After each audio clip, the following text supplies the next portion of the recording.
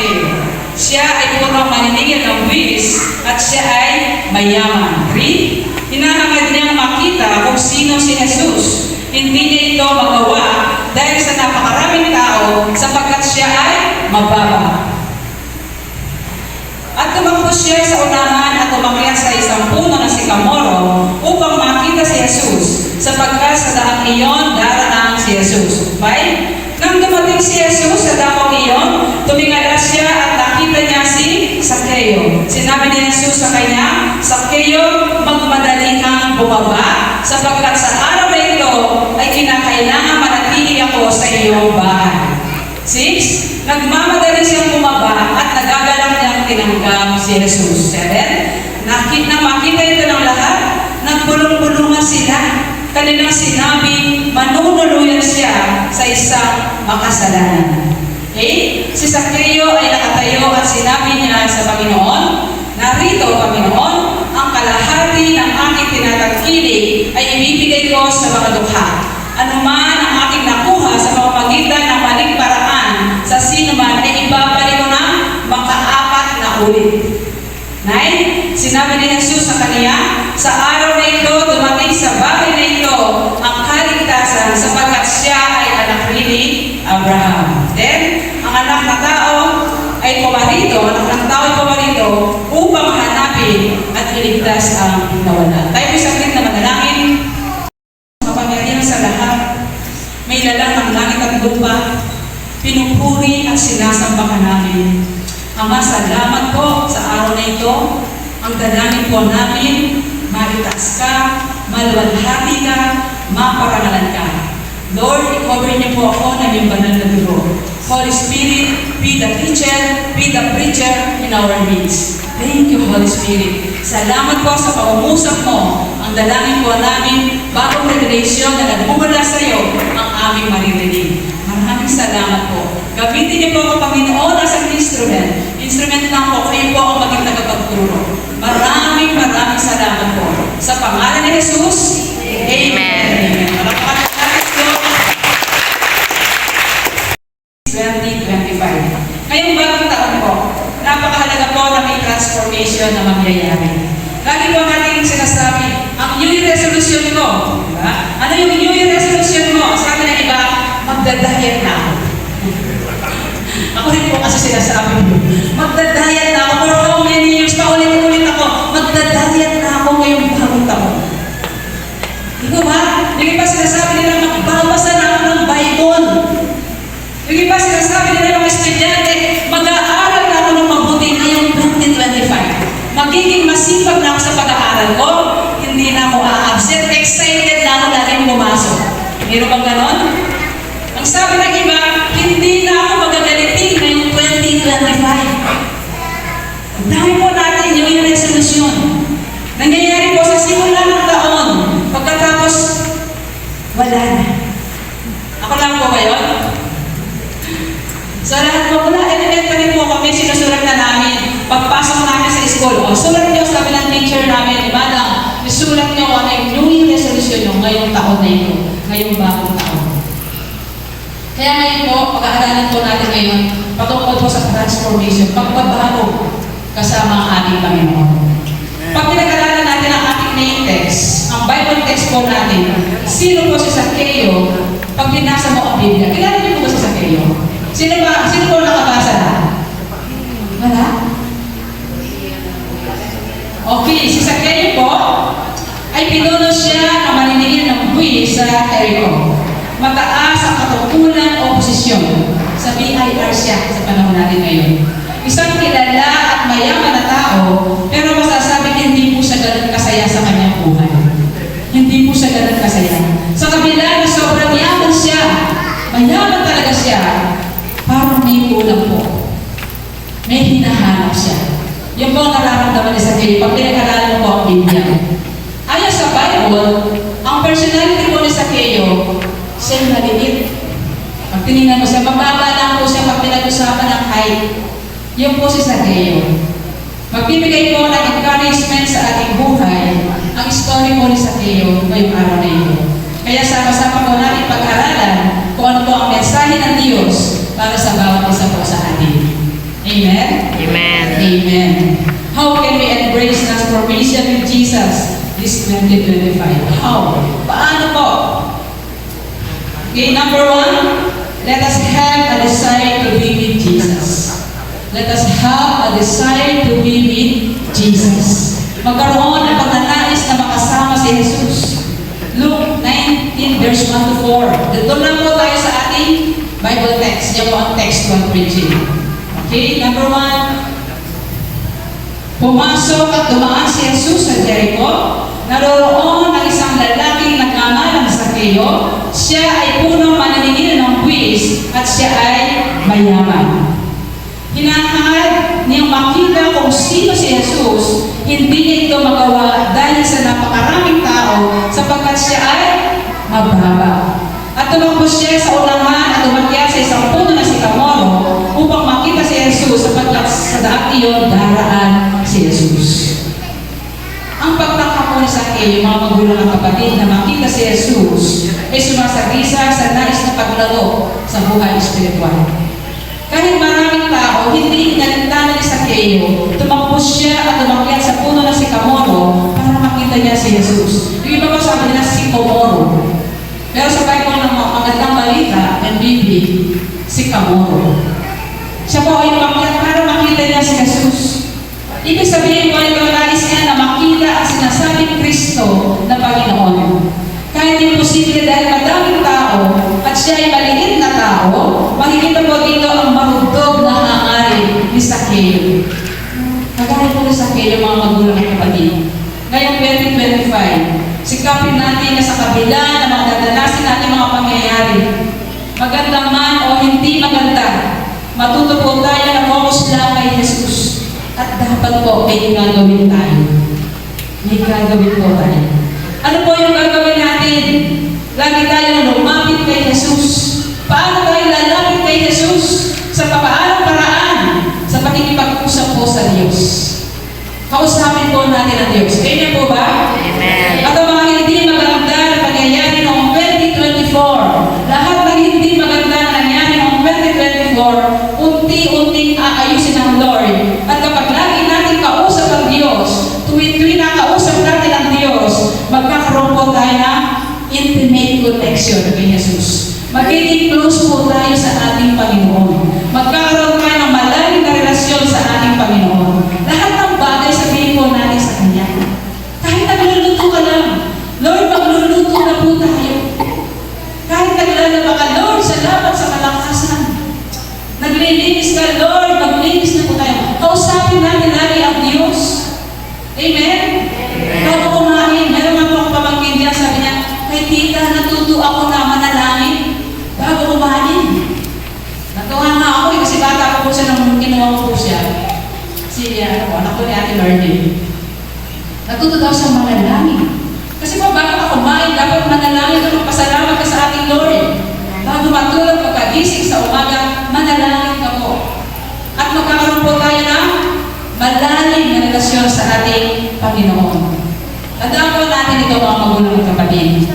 Yung mga pangyayari na hindi maganda noong 2024, magiging lesson po sa atin at matuto tayo na magpatuwid sa ating Panginoon ngayong 2025. Huwag na po tayo maging chill Christian. Malapit na po dumating ang ating Panginoon. Huwag na po tayo maging easy na. Ngayong bagong taon, hayaan natin malayo makakilos ang banal na Espiritu ng Diyos sa ating mga buhay. Ito po ba? Amen. Amen. Mga magulang at kapatid, hangarin po natin lagi ang makasama si Jesus at mangyayari naman po ito kapag lagi natin siya kinakausap sa pamamagitan ng marugdog na panalangin at pagbabasa ng banal na kasulatan, ang Biblia. Amen? Palakpakan po natin si Lord. Number 2, embrace new opportunities. Luke 19:5-6, tuloy lang po natin yung verse natin. Nang dumating si Jesus sa dawang iyon, tumingala siya at nakita niya si Sakeo. Sinabi ni Jesus sa kanya, Sakeo, magmadali kang bumaba sapagkat sa araw na ito ay kinakailangan manatili ako sa iyong bahay. 6, nagmamadali siya bumaba at nagagalas niyang tinanggap si Jesus. Ang Ang imbitasyon po ni Jesus sa bahay sa Keyo ay sumasagisa sa mga bagong simula. Ang taong 2025, nais ng Panginoon sa bawat isa po ay magandang plano sa bawat anak niya. Kagaya po ni Zaccheo, nakikita po ng Lord ang mas makakabuti para sa atin. Kaya ngayong 2025, kagaya po na sabi ko last Sunday, ano po yung sinabi ko last Sunday, ipagkaliwala po natin kay Lord ang lahat ng mga plano natin at desisyon sa buhay. Amen? Pagkatiwala po natin lahat, kasi po alam na alam ng Lord kung ano po yung makakabuti sa atin. Alam na alam po ng Diyos. Minsan din natin maunawaan. Pero pag makikita mo in the end, makikita mo sa dulo, ang ganda ng plano ng Diyos sa kanyang mga anak. Amen? Maganda po ang plano ng Diyos sa bawat isa po sa atin. Kaya sikapin natin lagi tayo maging masaya. Magalak po tayo kasama ni Kristo sa lahat ng pagkakataon. Bagong taon na po, hayaan natin ang banal na Espiritu ng Diyos ang mamusablagi sa atin. Tagapin natin yung mga good opportunities, mga nakalaan na po sa bawat isa po sa atin. Kaya manampalataya po tayo lagi na may magagawa ang Diyos sa ating mga buhay. Kaya 2025, ibang natin lahat ng good opportunities at huwag na po tayo mag-alinlangan sapagkat kasama natin ang Diyos. Amen? Para po ako natin ang Lord. Jesus is 2025. Number 3, let us allow Jesus to transform our lives. Allow Jesus to transform our lives. Pahintulutan natin ang Panginoon na baguhin ang ating mga buhay. Tuloy po natin yung Bible text natin, Luke 19:7 and 8. Nang makita ito ng lahat, nagpulong-pulungan sila. Kanilang sinabi, manunuluyan siya sa isang makasalanan. 8. Si Zaccheo ay nakatayo at sinabi niya sa Panginoon, narito Panginoon, ang kalahati ng aking tinatangkilik ay ibibigay ko sa iyo sa mga dukha. Ano man ang aking nakuha sa pamamagitan ng maling paraan, sa sino man ay babalik ko na makaapat na ulit. Yun po ang nangyari. Kung baga nakita po natin ang instant, may pagbabago. Si Zaccheo po, kagad na-realize niya ang pagkakamali niya. Ang pagpapakumbaba at pagiging mapagbigay ni Zaccheo ay nagpapakita ng tunay na pagbabago. Hindi niya po inalintana ang pag-husga sa kanya ng mga tao. Siguro po, lalawin din. Dahil para makamata Niyaliwang laway po na magsalita niya. Nilustahan po siya. Pero willing siya. Sinabi niya sa harapan ng ating Panginoon, ibabalik niya ng 4 times ang nakuha niya sa maling paraan. Sobra-sobra po ibabalik niya 4 times. Kaya pag pinag-aralan po, napakabuti po, di po ba? Ibabalik niya ng 4 times. Wow! Ito po yung tunay na pagbabago. May application. Di po ba? Mga magulang mga kapatid, kagaya po sa kayo, huwag na ba natin pansinin ang sasabihin ng mga tao? Focus to Jesus. Huwag natin silang hahayaan na ibabago na tayo. Focus to Jesus. Huwag na po natin i-please ang tao. Huwag po tayo maging man-pleaser. Ang i-please po natin walang ibang kundi ang ating Panginoong Jesus. Amen. Amen. Ito po ang katotohanan. Gumawa ka ng 10 mabuti sa tao. Kapag nagkamali ka na isang beses, baliwala na po lahat ng ginawa mo mabuti.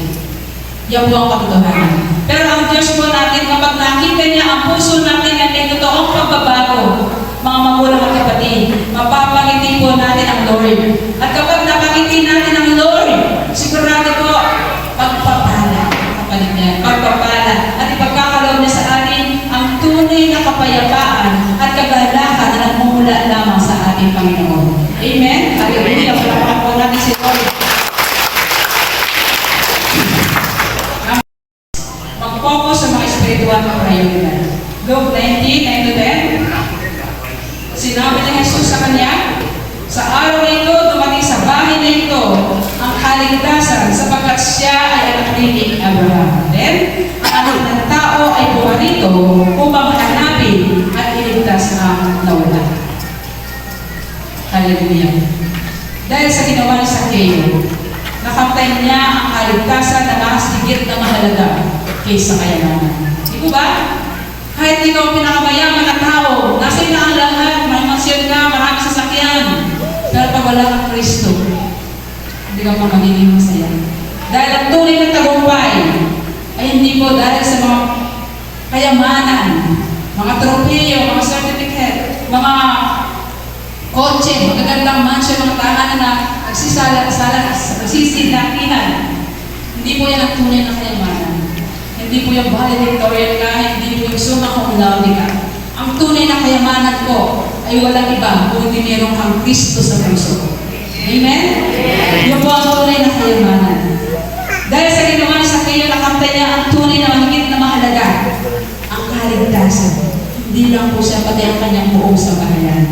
Naligtas po siya dahil nakita niya agad ang dapat niyang gawin. Ang karapat-dapat, ang tunay na dapat niyang gawin.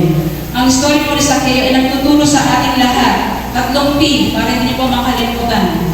Sa ating lahat po, number 1, pagpapakumbaba. Pagpapakumbaba na napakahalaga pong panimula. Ngayong 2025, patungkol sa pagbabago ng ating buhay. Kapag po may pagpapakumbaba. Tanggalin na po natin yung fried chicken. Lagi ko po sinasabi sa harapan, so what? Kung ikaw na ang mag-sorry. Sa asawa mo nagkakaroon ng tampuhan. Bago kayo matulog, huwag niyo mong hihintayin na hindi kayo bati. Na magtalikuran po kayo sa pagtulog. Bago po kayo matulog, okay lang yun kung ikaw na magpakumbaba. Okay lang yun kung siya may kasalanan ng sorry ka. Dahil higit na mahalaga po ang mapagiging natin ang ating Lord. Sa mga kabataan, sa mga bata, ayaw po ng Lord na hindi tayo bati-bati. Lagi po, nag-discipleship na po kasi ang children. Sa totoo lang po, talagang nasusubukan po yung pasensya ko sa children. Mas gusto po ako magturo sa mga matatanda. Kasi sa children, tayo na magandang buhay at mahabang buhay. Palapakan po natin si Lord. Pangalawa, pagbibigay. Pangalawang P, pagbibigay. Ang pagbibigay sa iba ay nagpapakita ng tunay na pagmamahal. At kapag mahal mo ang isang tao, hindi lang sa material na bagay mo siya pagkakalooban, kundi ikwento mo sa kanya ang magandang balita ng kaligtasan kasi mahal mo siya. Ikwento mo sa kanya ang mabuting balita ng kaligtasan kasi mahal mo siya. Ayaw mo siya mapunta sa impyerno. Sa pagkatandaan po natin, ang ating Panginoong Jesus ay naparito para iligtas sa mga nawawala o ang mga naliligaw, ang mga makasalanan. Naparito po ang ating Panginoon para iligtas ang mga makasalanan. Tandaan po natin yan, nasa Bible naman po sa Luke 10. At pangatlo, pagbabago. Pagbabago. Ang pagbabago sa buhay ay posible at mangyayari kapag nakilala natin at tinanggap sa ating buhay ang ating Panginoong Jesus. Andiyan po yung transformation. Kapag nasa Kristo ka na, sabi nga po ng worship leader kanina, isa ka ng bago nila na. 2 Corinthians 5:17. Yung mga dati mong pagkatao ay napalitan na ng bago. Amen? Yan po transformation. Tandaan po natin sa naturuan natin kay Zaccheo, may tatlong P. Pagpapakumbaba, pagbibigay at pagbabago. Nakuha po natin? Amen. Amen. And 2025, maging priority po natin si Jesus. Sikapin natin ang mga hindi magandang nangyari sa nakaraan ay magiging lesson po sa atin na huwag nang uulitin pa. Huwag na po tayo paulit-ulit sa kasalanan. At panalangin natin sa Lord na magkaroon tayo ng maraming magandang opportunity sa ating buhay. Lalo't hindi na pagkakataon na may pakaya ang mabuting balita ng kaligtasan. Ngayon 2025, kailangan na po natin mag-evangelism. Maging evangelist po tayo. Ipahayag natin ang mabuting balita ng kaligtasan. Huwag po natin hayaan na tayo na lang nakakaalam kung paano maligtas. Ang gusto po ng Lord, ipahayag natin ang mabuting balita ng kaligtasan. Lahat po tayo, lahat po ng mga anak ng Diyos, sama-sama po natin ipahayag ang magandang balita ng kaligtasan. Amen? Lahat po tayo, para ang lahat po ay magkaroon ng tamang relasyon sa ating Panginoon, ang lahat ng tao na nakakasalamuhan natin, lalo-lalo na ang mga mahal sa buhay, sikapin natin na may bahaya ang mabuting balita ng kaligtasan. Ano po yung mabuting balita ng kaligtasan? Lalabas po tayo sa ating teksto. Si Jesus. Sabi sa John 14:6, ako ang daan, ang katotohanan at ang buhay. Walang makakapunta sa Ama, kundi sa pamamagitan ko. Sabi po ni Jesus. Siya lang po ang daan, siya lang po ang buhay, siya lang po ang katotohanan. Amen? Amen. Palapakan po natin si Jesus. 20:25. Remember, Jesus seeks and saves the lost. May our encounter with Him transform us, just as Zacchaeus was transformed. May we humbly respond to His invitation and share His love to others. Kaya po natin, di ba? Number one, pag nag-share tayo ng Word of God, ang kaligtasan, ang salvation, pag tayo nag-lead ng prayer of acceptance, yan po ang napakahalaga ngayong 2025. Alapahan po natin si Lord.